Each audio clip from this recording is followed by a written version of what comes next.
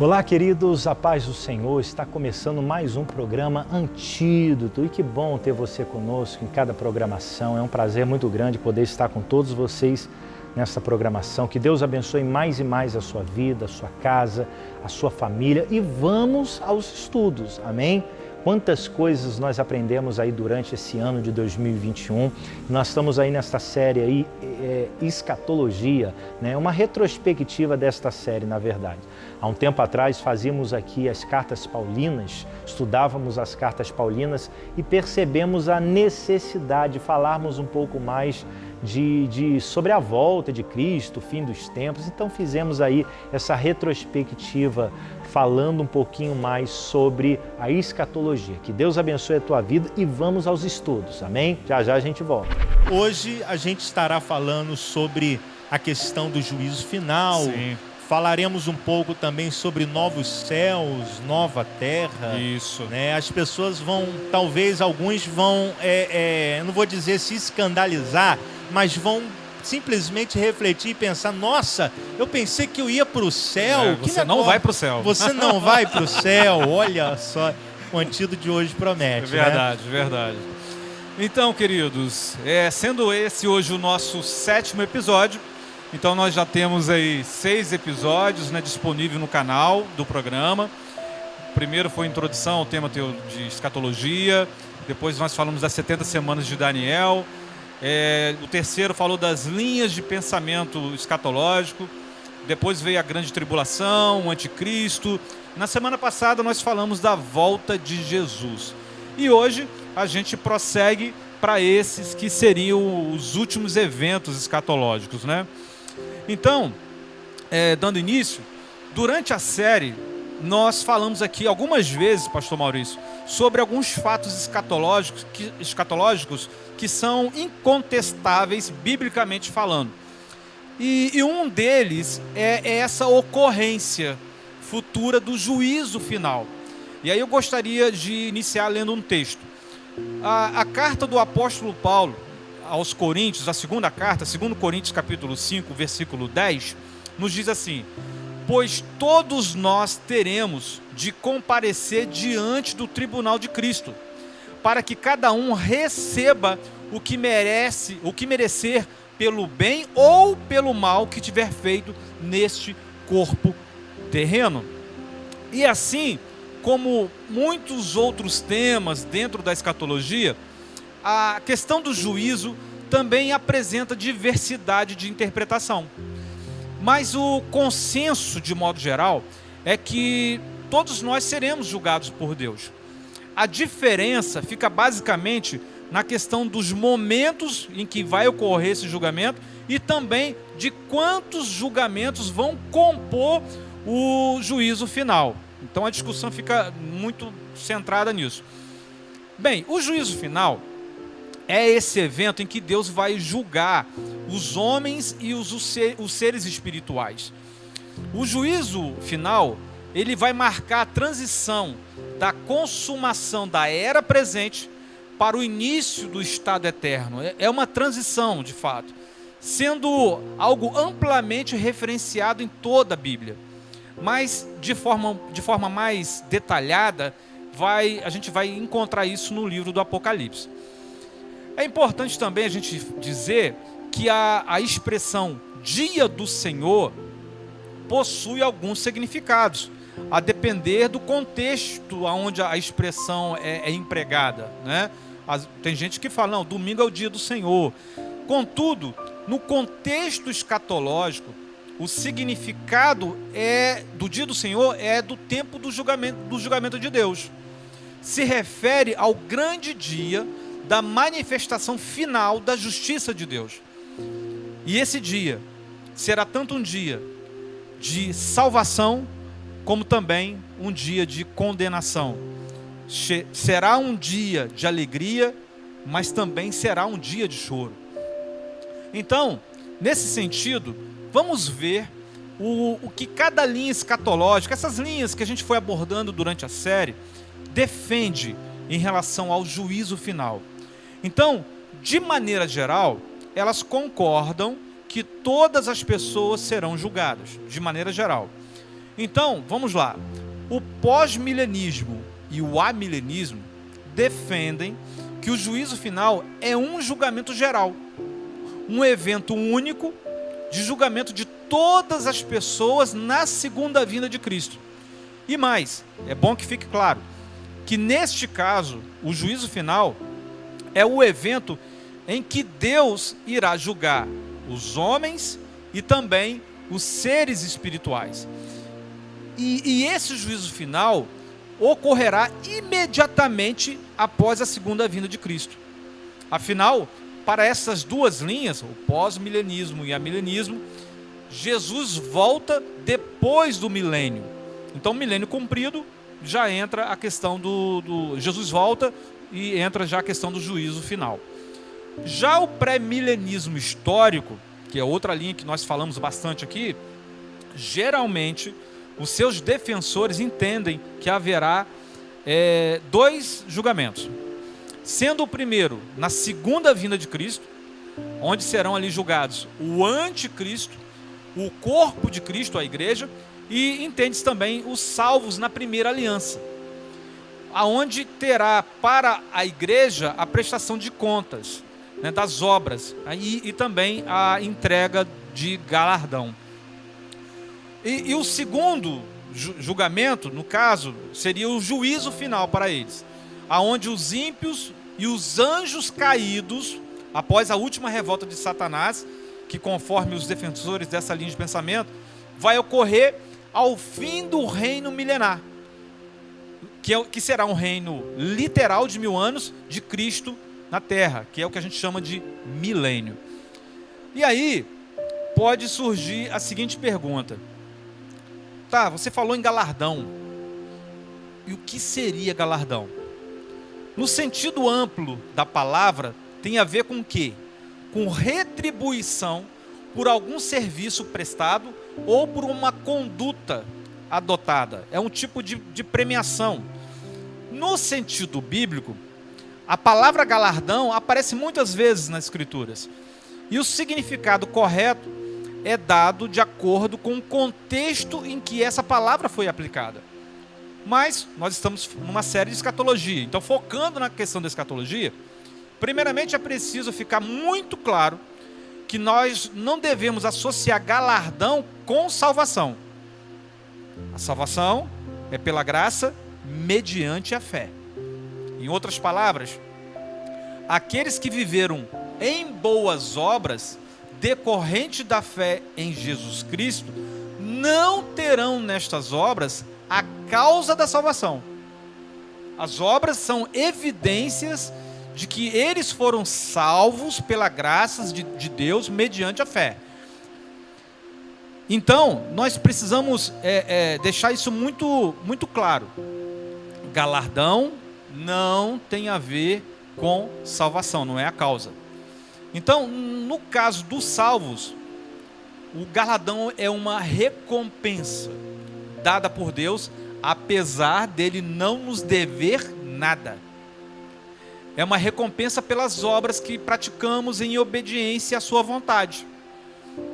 Mas agora, sobre quais serão os galardões que os salvos vão receber, nós não sabemos exatamente como serão. Porque a Bíblia não trata desse assunto diretamente. A Bíblia não se ocupou de dizer o seguinte: ó, galardão é isso. Não.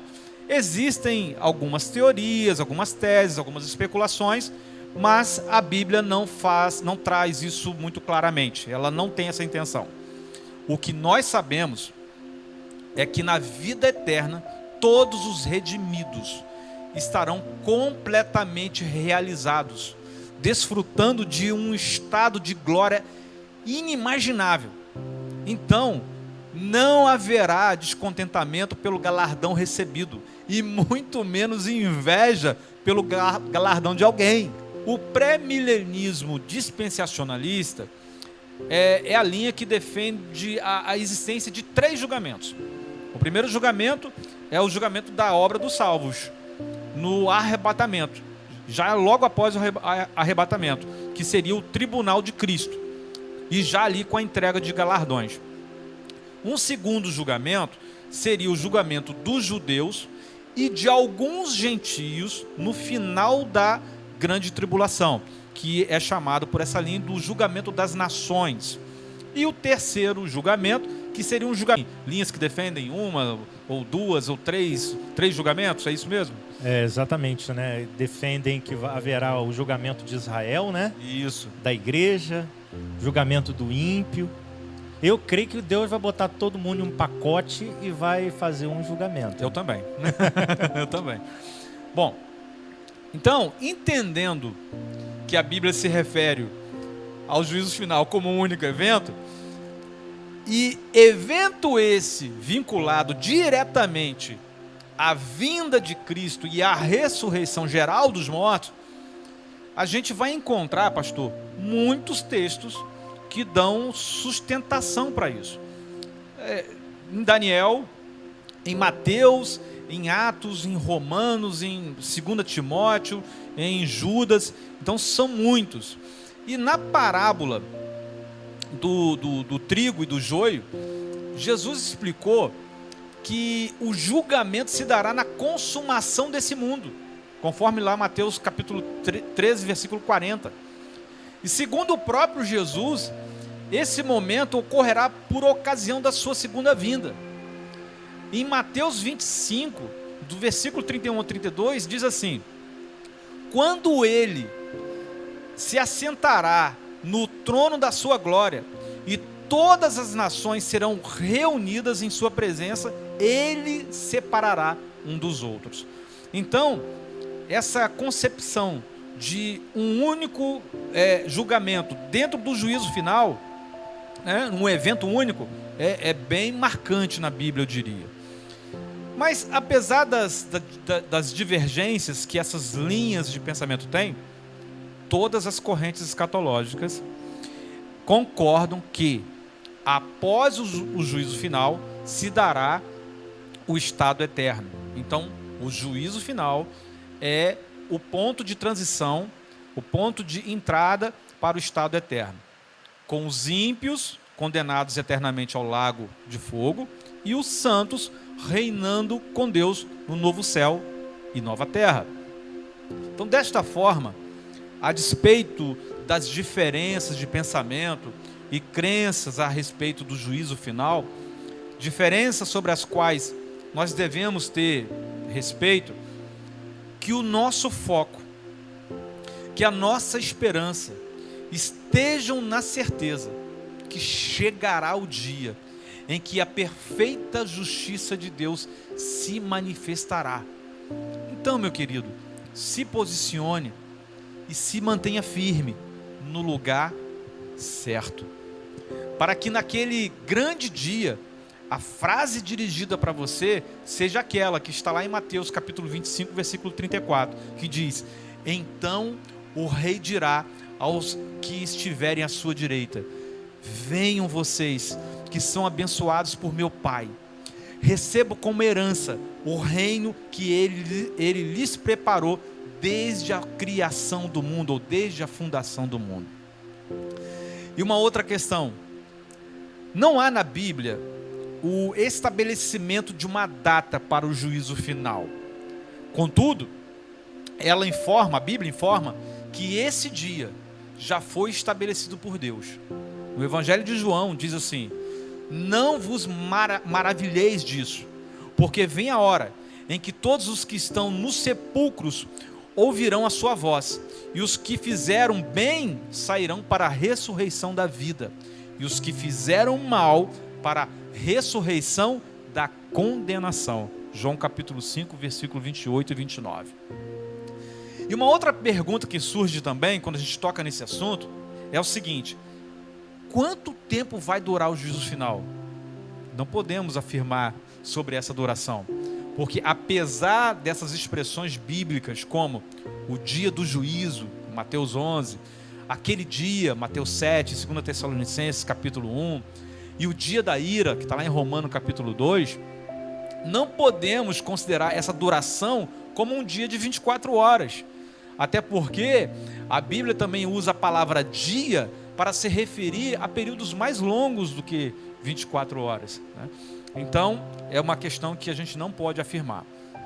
Uma outra questão que surge, ok, aonde vai acontecer, aonde vai ocorrer o juízo final? Conforme Apocalipse capítulo 20, versículo 11, o juízo final ocorrerá diante do grande trono branco. Agora, aonde vai estar esse trono branco? Os estudiosos se dividem.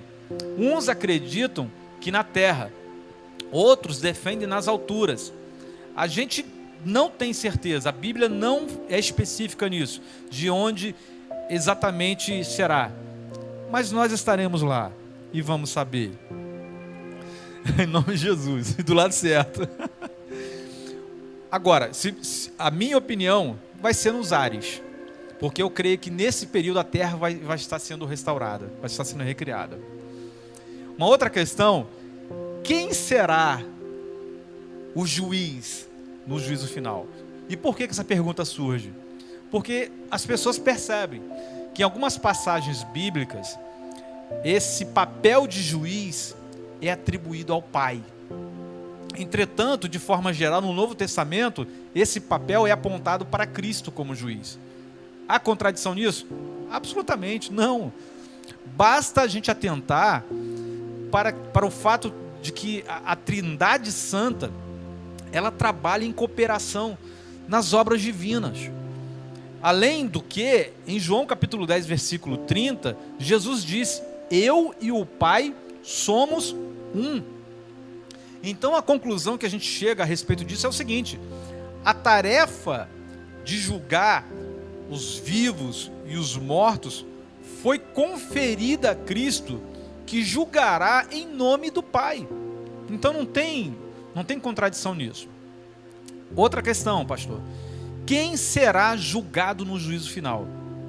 Os anjos caídos e todos os seres humanos de todas as épocas e gerações.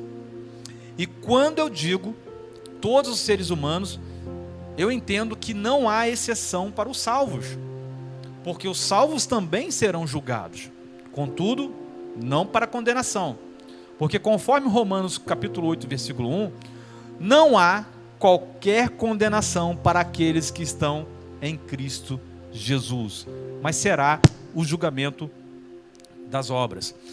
E lá em 1 João capítulo 4, versículo 17, a Bíblia também vai nos dizer o seguinte: à medida que permanecemos em Deus, o nosso amor se torna mais perfeito. Assim teremos confiança no dia do julgamento, pois vivemos como Jesus viveu neste mundo. E o que será julgado no juízo final? Tudo. Tudo o quê? Tudo que foi feito durante a vida presente, na existência da era presente, quer coisas boas ou más. E isso inclui, conforme a Bíblia é muito clara, as obras, as palavras e os pensamentos. Olha que versículo interessante: quem me rejeita e não recebe as minhas palavras, já tem quem o julgue. A palavra que tenho pregado, essa o julgará no último dia. Jesus declara isso. Então, assim, a própria palavra julgará no último dia. Exatamente. Sendo que a palavra de Deus aponta que Jesus é a própria palavra, é o verbo vivo. O verbo encarnado. É o verbo. Então, eu creio que sim, o próprio Senhor Jesus, a própria palavra julgará, né? Principalmente aqueles que rejeitam a palavra. Sim. Sim, inclusive a Bíblia diz, né, que João capítulo 12, tá bom? Diz isso, versículo 48. Aqueles que rejeitam a Jesus já estão condenados, né? Então existe até um entendimento de que o julgamento é algo até atemporal. Então que já existem pessoas que já estão julgadas, né? Porque elas tomaram posição que não, e Deus sabe, né, pela presciência, que não, eles não vão mudar. Bom, mais uma questão que é importante, pastor Maurício, que fique clara sobre tudo isso que a gente está falando, é que, porque tem um julgamento, tem o julgamento das obras, tem o galardão. Então, só para não correr o risco, né, de um entendimento equivocado, é que o critério de salvação ou de condenação e conforme o senhor acabou de ler aí no versículo, está numa total dependência da justificação pela fé em Cristo. Desta forma, o que eu quero dizer é que não há salvação fora de Cristo. Não há. Então, que isso fique muito claro, né? Então, teremos o juízo final, teremos julgamentos de obras, mas a salvação é algo que está totalmente ligado a essa justificação em Cristo. Em Cristo. Posso ler aqui o Apocalipse 20, o versículo? Sim. Então vou estar dando uma lida aqui. Eu vi um grande trono branco, né, que já foi comentado, e o que estava assentado sobre ele, de cuja presença fugiu a terra e o céu, e não se achou lugar para eles. E vi os mortos, grandes, pequenos, que estavam diante de Deus. Abriram-se os livros e abriu-se outro livro, que é o da vida, que é o livro da vida, né? E os mortos foram julgados. Ele havia, e a morte e o inferno deram os mortos que neles haviam, e foram julgados cada um segundo as suas obras. E esse versículo aqui é bem interessante, diz: e a morte e o inferno foram lançados no lago de fogo.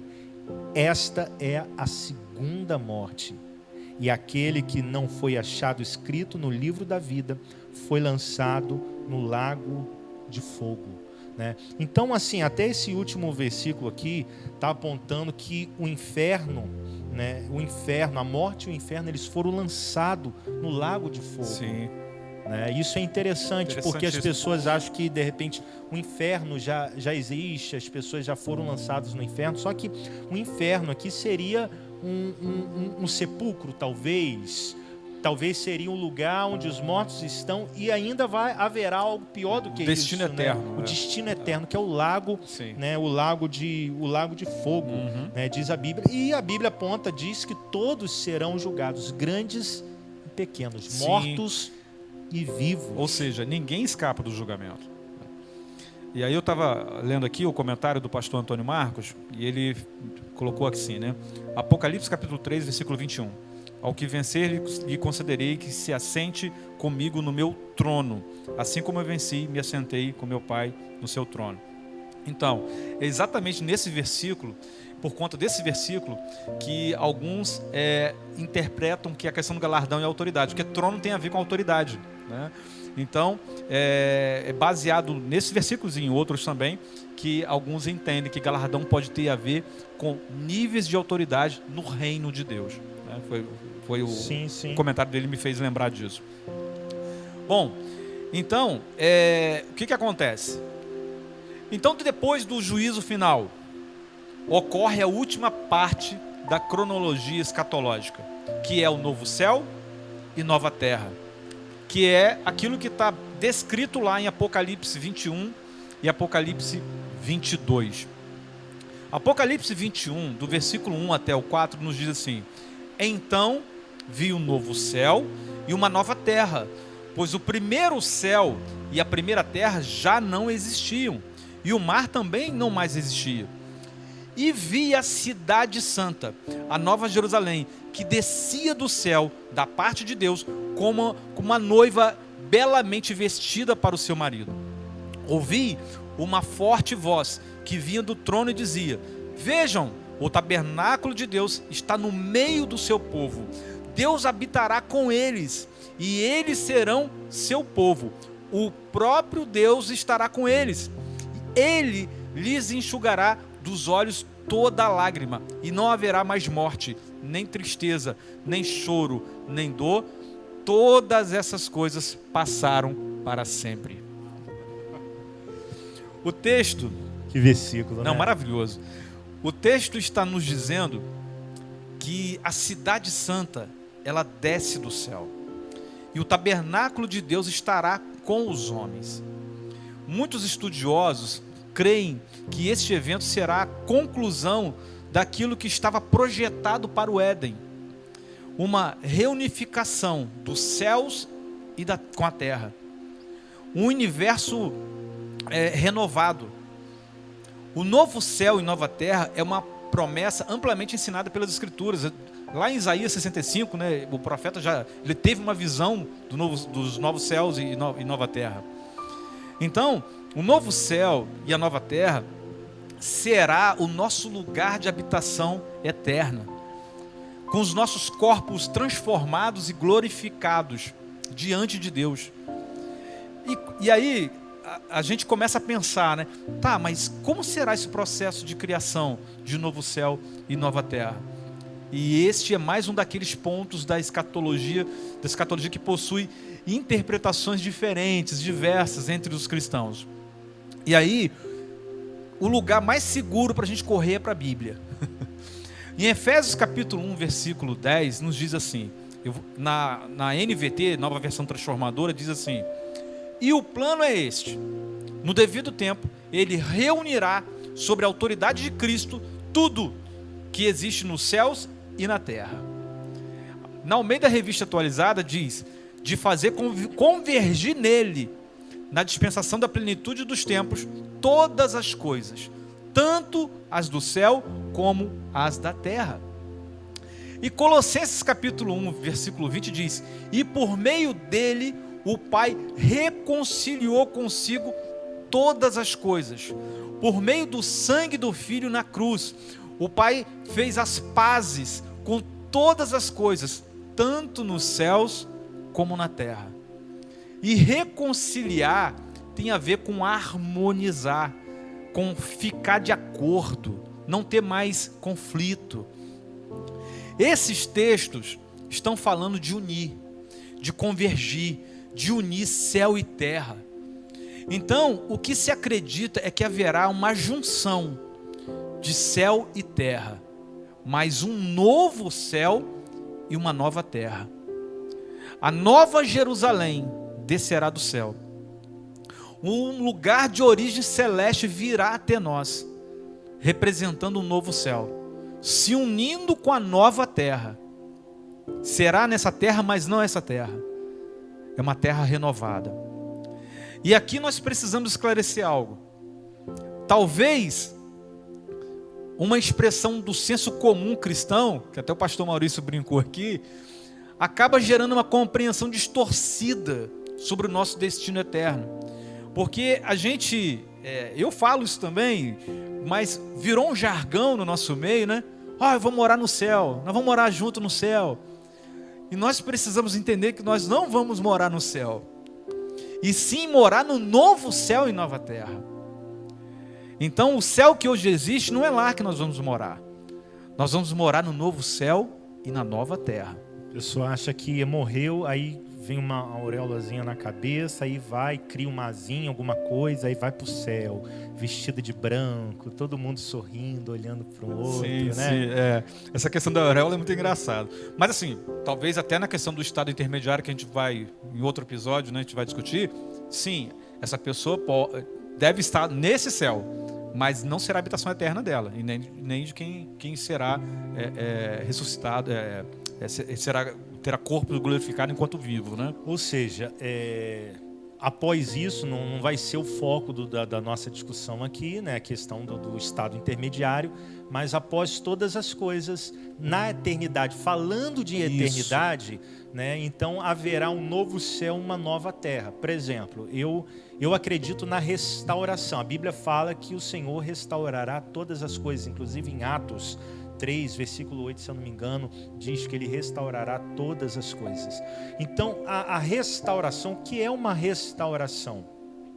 É você trazer o processo, é você, por exemplo, você pegar uma casa, não é você faz uma obra, vou tirar essa porta aqui e vou colocar uma janela. Isso não é restauração. Isso você está fazendo uma obra, renovando, fazendo o que for, mas não é uma restauração. Quando se trata de restauração, você procura manter o original. Tem um aproveitamento. A essência, né? Você mantém o original. Então, eu vou melhorar aqui, eu vou aperfeiçoar, mas eu vou manter aquela porta naquele exato lugar, naquele mesmo modelo. É manter o original. Então, assim, eu acredito que Novos Céus e Nova Terra, de fato, vai ser uma terra renovada, não vai ser outro lugar, Não vai ser em outra dimensão, algo desse tipo. Mas eu creio que vai ser aqui, mas porém uma terra totalmente renovada e restaurada. Sim, vou entrar nesse assunto também. Opa, então vai lá. Mas ainda nessa questão da Nova Jerusalém, eu gosto muito de uma frase do pastor Leandro Vieira, que ele diz assim: a Nova Jerusalém descerá do céu. Então, não somos nós que vamos a Ele, é Ele que vem. É Ele que vem. Então, semelhante à questão da visitação de Deus lá no Éden, na viração do dia, né? Ele vem, só que agora para habitar entre nós. Agora não será uma visitação, será uma habitação eterna. E isso é maravilhoso de pensar nisso. Porque se já seria maravilhoso ser visitado por Deus todo dia, na viração do dia, imagine Ele vir e habitar conosco eternamente.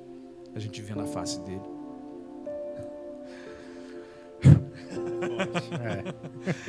E eu acho assim que essa expressão do pastor Leandro é muito coerente, né, com aquilo que vai acontecer. Mas quanto a esse processo, né, de criação do novo céu e nova terra, que o pastor Maurício estava falando, alguns acreditam que o universo, o universo existente, o atual, ele será completamente destruído. Ele será aniquilado. Ele deixa de existir. E aí Deus criará novo céu e nova terra do zero, sem continuidade alguma com o universo atual. Já outros estudiosos defendem que o universo atual não será destruído, mas renovado. Mas que será uma transformação muito profunda, que por conta disso vai refletir uma nova criação. Mas ainda assim será uma continuidade, uma restauração do universo atual. Creio que nós temos mais indícios bíblicos para uma renovação e não começar do zero, destruir tudo e começar do zero.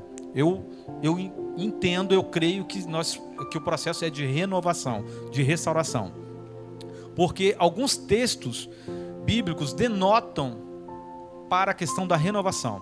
Por exemplo, 2 Pedro, capítulo 3, versículo 13, que diz: nós, porém, segundo a sua promessa, esperamos novos céus e nova terra, nos quais habita justiça. E assim, o termo utilizado para novo em alguns textos, ele acaba também denotando isso. Porque se a gente for observar, um texto, quer ver? Vou botar aqui.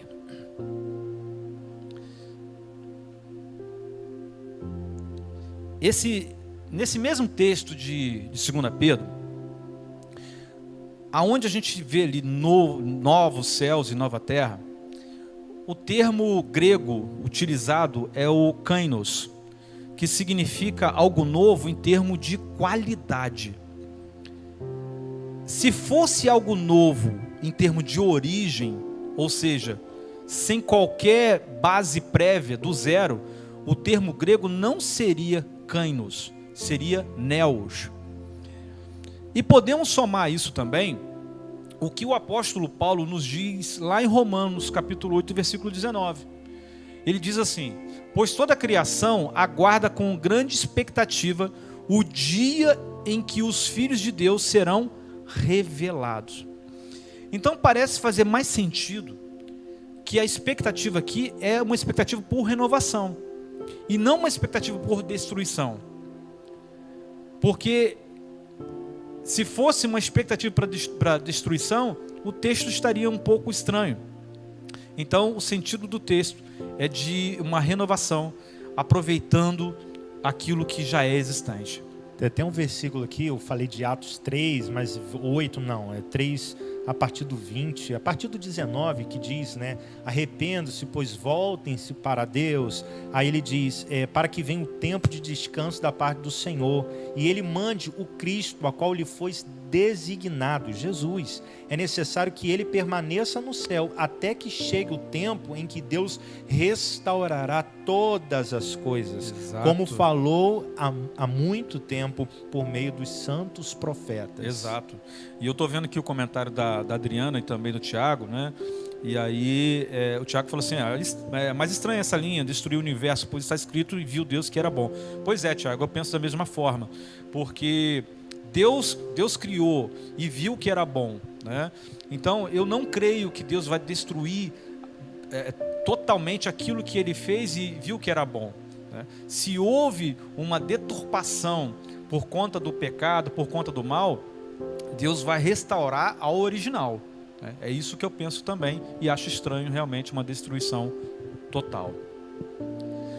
Bom, e como será esse novo céu e nova terra, né? Na Idade Média foi muito difundido a ideia do céu como um lugar etéreo, esse lugar imaginário, né? Entre nuvens, onde as pessoas estão lá vestidas de branco, flutuando, com harpas na mão. E esse é o tipo de imaginário que ainda prevalece muito, pastor Maurício, na mente de muitos cristãos. E o que faz mais sentido biblicamente não é isso. O que faz mais sentido a respeito da nossa morada eterna é de que haverá uma nova terra na qual nós passaremos a eternidade, vivendo em corpos ressurretos e desfrutando das belezas desse mundo. Um mundo transformado para a glória de Deus. Um mundo sem mal, um mundo sem violência, sem doença, sem morte. Tem muito mais a ver em pensar neste lugar que hoje nós estamos, mas transformado, renovado, levado à perfeição. E não só isso, mas também unido com a Nova Jerusalém e com Deus habitando conosco. Céu e terra, Deus e homens, numa só habitação. Então, pastor Maurício, nós temos... Deve ser terrível ser ateu, hein? Sim. Deve ser muito difícil. Deve ser complicado. Eu acho que tem que ter mais fé para ser ateu do que para ser sim. crente. Exige mais. Exige mais, né? Porque a pessoa viver sem essa esperança, e uma esperança que é revelada há tantos anos. Sim. Há tantos anos, uma esperança que é revelada, que é muito mais do que uma crença apenas, mas é algo quase que palpável. O poder de Deus, os milagres de Deus, é tudo muito palpável. Crer em Jesus, crer na palavra é algo muito real. Não é só eu acredito como eu acredito em A, como eu acredito na religião B. Não, é algo muito palpável, é algo tão verdadeiro. Eu acho que é muito mais difícil acreditar num Big Bang, na explosão que de repente originou tudo, do que acreditar em uma criação, em um Deus todo-poderoso, né? Sim. Então, assim, a gente tem esperança, a gente acredita que um dia nós estaremos com o Senhor. Ai daqueles que não acreditam, né? E até nos dias de hoje deve ser muito difícil, é muito chato, né? Sim. Eu imagino que não deve ser nada fácil, né? E por outro lado, né? Quando a gente começa a se aprofundar na Bíblia, né? A conhecer o plano de salvação, a conhecer o plano de Deus para a eternidade, a gente também consegue constatar muito facilmente que não há capacidade em mente humana para construir esse tipo de plano. É algo muito bem arquitetado, né? Muito bem conectado, que extrapola muito a nossa capacidade intelectual, né? Então, eu também é algo que para mim também rebate o argumento: não, a Bíblia foi escrita por homens, não foi inspirada por Deus. Então, é outra questão também que eu acho que é muito, muito complicado, né, ter esse tipo de crença também, né? Então, eu acho que tanto o ateu como também aquele que é agnóstico, né, acha que não, Deus até existe, mas Deus não escreveu isso aí não. Isso é coisa do homem. Então, eu acho que também é triste. É verdade, sem dúvida. O que acontece é que, a bem da verdade, quando a gente fala de novo céu e nova terra, nós temos muitas questões para entender, porque a Bíblia, ela não traz para nós todas as respostas a respeito disso, mas é certo que nós vamos entender quando lá nós estivermos. E uma outra pergunta também que surge, pastor Maurício, a respeito disso: ok, e o que nós vamos ficar fazendo lá?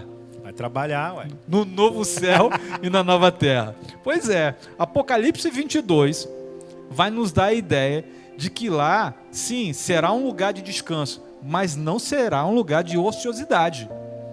Porque ali nós serviremos a Deus, adoraremos a Deus, e todo serviço e toda adoração será algo prazeroso. Será algo feito com muito será amor. Um trabalho, será um serviço, é sim, diferente. Sim, porque nós vamos reinar, né? Então, reinar é algo que... o governo é algo que exige trabalho.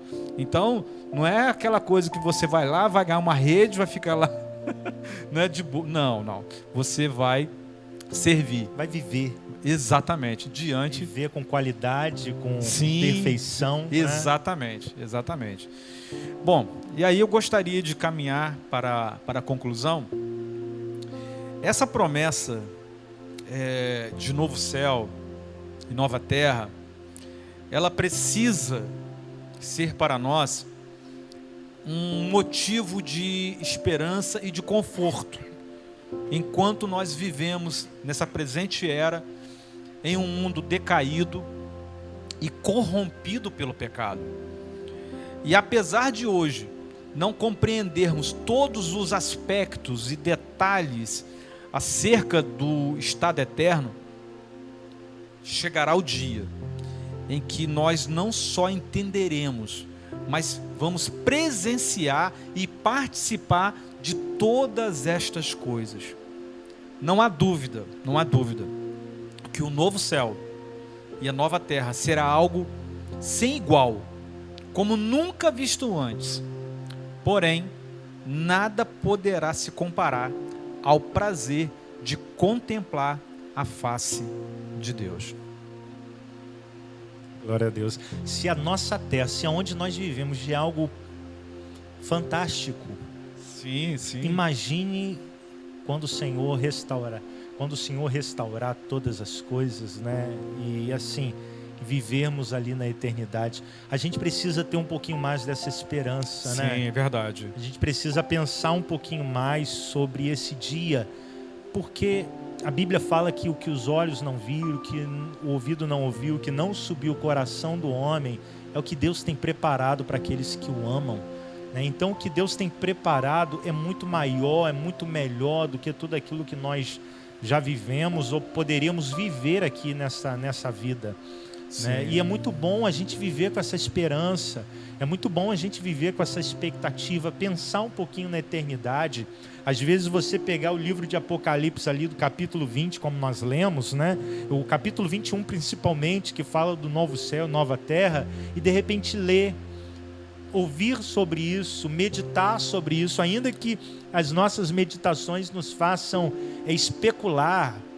Não teria nenhum problema fazer especulações quanto a isso, né? É lógico que tem coisas que eu não vou sair pregando, falando, Deus me revelou que vai ser assim, vai ser desse jeito, vai ser dessa forma. Não é bem por aí, mas é bacana você às vezes colocar sua expectativa na eternidade, né? E pensar um pouquinho, porque isso traz um pouco de esperança. Sim. Principalmente quando a gente olha para esse mundo tão doente, tão enfermo, tão carente de Deus, não é? Porque, assim, pastor Maurício, o que eu penso a respeito disso?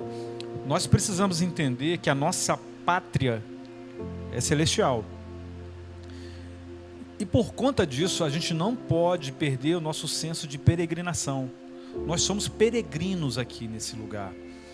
E quando a gente internaliza isso, que somos peregrinos aqui, que a nossa pátria é celestial, e que chegará o dia, e não tarda, que a nova Jerusalém descerá e nós habitaremos em nova terra e novos céus, a gente vai conseguir colocar os nossos planos, o nosso olhar, nossa esperança, nossa expectativa e perspectiva naquilo que é eterno. Então, nós precisamos ter essa convicção para que tudo que a gente está vivendo aqui, tudo que às vezes, por vezes nos decepciona, as dores, os sofrimentos, a gente ter essa ideia, olha, a minha pátria é celestial e eu estou voltando para ela. A cada dia que passa eu estou mais perto disso. Então, sob essa perspectiva, eu creio que a gente vai conseguir lidar muito melhor com tudo isso, porque Jesus nos avisou: no mundo tereis aflições. Então, não é novidade enfrentar aqui dificuldades, obstáculos, perseguições, mas quando a gente lembra, apesar disso tudo, a minha pátria é celestial, eu sei aonde eu vou habitar, com quem eu vou habitar. Isso é maravilhoso. Amém, amém. Tem uma canção que Deus me deu esses dias, nesse período de pandemia, que eu dizia: se o mundo te ferir com seus espinhos, com tudo aquilo, tem uma esperança, tem uma convicção, né? Que Deus, ele está no controle de todas as coisas, e que aí o refrão diz: estamos de volta para casa. Voltar para casa é voltar a uma essência, né? É lógico que eu estava apontando para os dois sentidos. Voltar para casa é aquele período onde as pessoas ficavam mais em casa, né, e se atentavam para coisas que talvez não se atentavam antes, né, devido à correria do dia a dia. Mas eu falo também no sentido espiritual, a voltar a uma essência. E nós estamos um dia, estaremos voltando para casa, né, voltando para o propósito original, que é estar com Deus. Então, queridos, nesse episódio final dessa série Escatologia, que foi algo que a gente projetou, sonhou, né, lá atrás, né, pastor?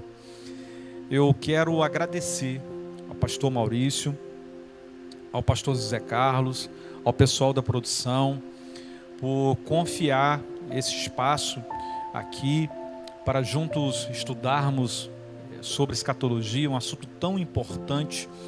E agradecer também a você que assistiu, que acompanhou, que interagiu. O meu muito obrigado. E espero que, de fato, pastor, tudo que a gente conversou aqui sobre escatologia tenha trago luz sobre esse assunto. Um assunto que, por vezes, acaba gerando mais calor do que luz, mas que tenha trazido luz. E que algumas coisas tenham ficado mais esclarecidas para você. A gente não se propôs aqui a trazer todas as respostas. A gente não quis aqui levar você a assumir uma posição escatológica, não. O que a gente quis foi compartilhar aqui um entendimento, trazer de fato luz sobre o assunto, para que aquilo que talvez não deva permanecer dentro dessa área de assunto fosse retirado, porque não cabe, e apontar para aquilo que a Bíblia diz a respeito disso. E penso então ser importante frisar que sistemas teológicos, eles são passíveis de erro de interpretação. Por isso, ser perigoso afirmar vai ser assim quando se trata de linha escatológica, quando se trata de questões teológicas. Mas eu penso que a gente precisa ter o cuidado de dizer, olha, eu acho que será assim, faz mais sentido desse outro jeito, eu creio por conta de uma interpretação que será desse ou daquele jeito. A Bíblia, ela é infalível, a Bíblia é inerrante, a Bíblia é autoritativa, mas a nossa interpretação dela não. A gente pode errar.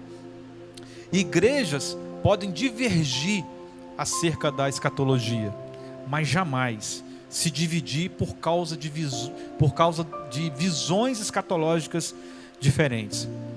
O cristão, principalmente o mais estudioso, deve ter o cuidado para não adquirir uma mentalidade sectária, porque a mentalidade sectária é a que nos leva a pensar que aquelas pessoas que pensam diferente da gente estão erradas, ou que até mesmo são más.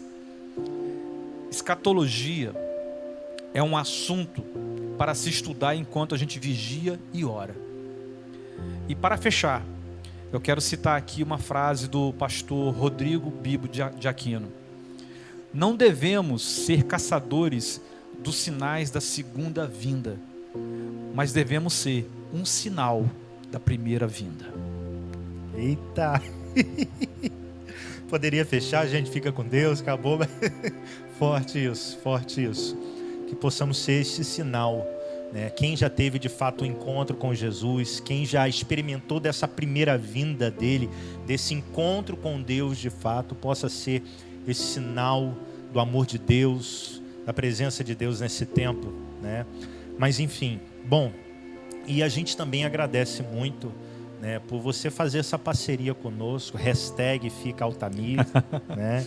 Para quem não sabe, o Altamir é de uma outra congregação, de um outro ministério. Eu não sei se você já percebeu, nós aqui não falamos nome da igreja, de nada. Alguns vídeos serão baixados, né, e postados, inclusive no grupo, o grupo evangélico lá do Facebook. Nós temos lá uma quantidade muito grande, né, de irmãos, de pessoas que fazem parte deste grupo, enfim. Então a intenção aqui é promover realmente o reino, é promover esse estudo bíblico.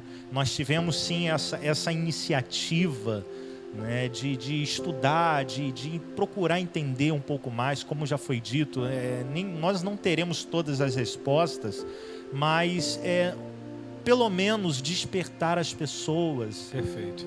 Despertar as pessoas para procurar entender, procurar saber um pouco mais, né? Tirar não é o nosso foco da bênção, mas vamos entender o que eu quero dizer. Às vezes nós achamos que o evangelho do reino é apenas, né, minha bênção para cá e tá tudo ok, e Deus quer isso.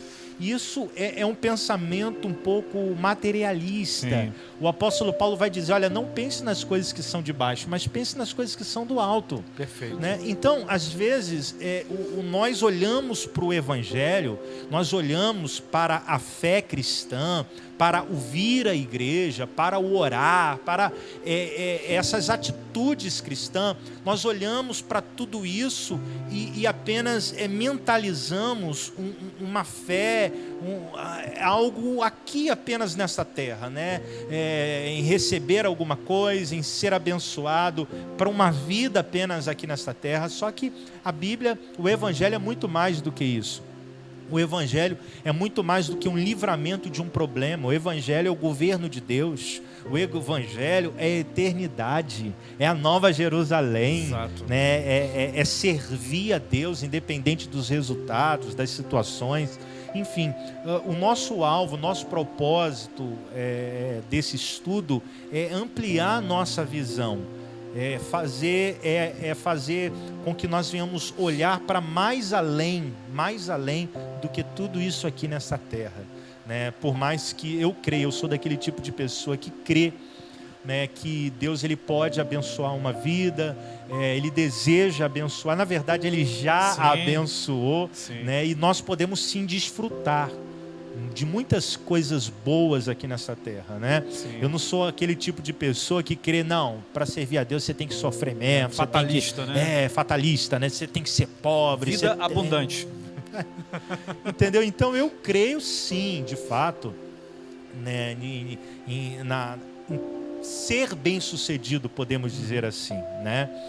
Mas eu creio também em algo muito mais superior a tudo isso que nós vivemos aqui nessa terra, né? Então, o propósito do estudo é isso, é apontar para algo muito mais superior, né? Enfim, e a gente agradece muito a participação sempre de todos, e mais uma vez, né, nós pretendemos estar levantando novos estudos. Vamos voltar. Né?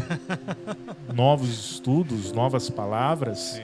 Vamos ou não vamos? Tem aí, ó, quem quer aí? Olha aqui, deixa eu falar só um negocinho aqui. Nós lemos aqui o Apocalipse 20, que falávamos aqui dano, né, da segunda morte, né, que a segunda morte seria lançada no lago. E aqui perguntaram, aqui, é porque eu estou procurando aqui, são tantos comentários, eu estou procurando aqui o comentário de Tiago, o que seria, eu acho que é isso mesmo, o que seria essa segunda morte? Sim. Né? Então, Tiago, o que acontece é o seguinte... Rapidinho, enquanto isso, coloca perguntas aí, vamos lá, a gente tem alguns minutinhos aqui, em outro programa a gente já teria terminado. É verdade, é verdade. Já concluímos. Mas vamos gastar esse momentinho aqui que está muito bacana, tá bom? Sim. Coloca aí pergunta, participa aí. Essa questão da segunda morte é mais uma outra questão que também tem interpretações diferentes. E uma das mais defendidas, que essa segunda morte é uma morte espiritual, no sentido de condenação, porque o gozo do espírito é estar diante de Deus, né? Então, a partir do momento que a pessoa é condenada a não estar na presença de Deus, é pior de tudo, né? Então isso significa uma segunda morte, né? Agora, esse assunto ele é extenso, tem outras boas interpretações a respeito disso. Talvez até um assunto que a gente possa abordar aí também, porque ressurreição, segunda morte, estado intermediário, dá para juntar aí e fazer um bom bate-papo, viu? Fazer um bate-papo bacana aí de antídoto, tá bem. Mas esse, assim, a mais presente é essa, que a segunda morte representa a morte espiritual, né? Sim, porque a primeira morte, quando Deus ele fala com Adão, olha, você vai comer do fruto, você vai morrer. Sim.